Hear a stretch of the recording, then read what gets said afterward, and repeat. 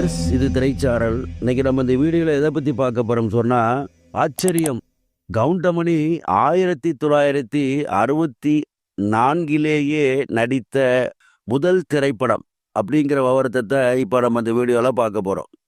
கவுண்டமணி 1977 தான் முதலாக பெரிய வேடங்களில் அறிமுகமாகி நடித்தார். அதாவது 1977 வெளிவந்த 16 வயது நிலைய படத்தில் தான் முதலில் நடித்தார் என்றுதான் அனைவருக்கும் தெரியும்.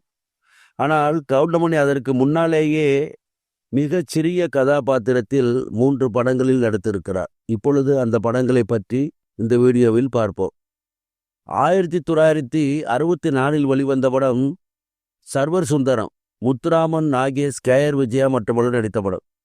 ஏவிஎம் நிறுவனம் தயாரித்த படம். இந்த படத்திலேயே கவுண்டமணி அறிமுகமாகி சிறிய வேடத்தில் நடித்துள்ளார். அதாவது டிரைவராக மட்டும் ஒரு காட்சியில் நடித்துள்ளார். இது ஒரு ஆச்சரியமான விஷயம்தான். அடுத்து தொடர்ந்து சில வருடங்கள் நடிக்காமல் இருந்து 1970 வெளிவந்த படம் ராமனெத்தனை ராமனடி. சிவாஜி கணேசன், கேஆர் விஜயா, முத்துராமன் மற்றும் நடித்த படம். இந்த படத்தில் வேன் டிரைவராக சிவாஜியுடன் அவருடனேயே நடித்துள்ளார் கவுண்டமணி. அடுத்து தொடர்ந்து 1971 நடித்த படம் தேனும் பாலும். இந்த படமும் சிவாஜி, பத்மினி, சரோஜாதேவி மற்றும் நடித்த படம். இந்த படத்திலும் ஒரு சிறிய வேடத்தில் சுப்பிரமணி என்ற கேரக்டரில் நடித்துள்ளார்.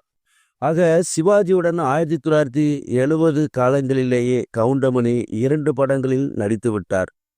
1964 சர்வர் சுந்தரம் படத்திலும் நடித்திருக்கிறார். இதுவே அவரது முதல் படம்.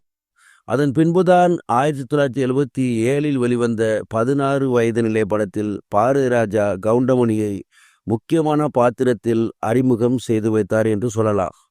திரையுலகில் இது ஒரு ஆச்சரியமான விஷயம்தான். சரிவாஸ், இந்த கடனத்துடன் முடிகிறது. அடுத்து ஒரு நல்ல கடனை சந்திக்கிறேன். நன்றி.